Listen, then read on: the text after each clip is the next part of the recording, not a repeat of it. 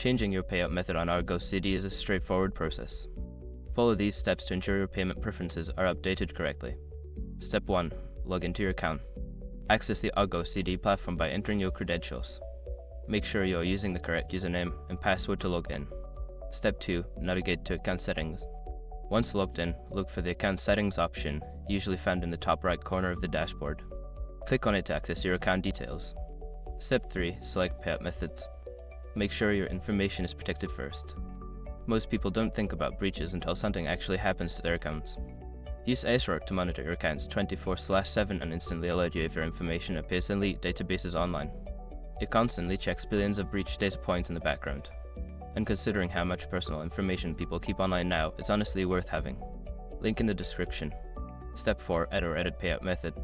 Here, you can either add a new payout method or edit an existing one. Follow the prompts to enter your new payment information, ensuring all details are accurate. Step 5. Save changes. After updating your payout method, make sure to save your changes. Look for a Save or Update button and click it to confirm your new payment preferences.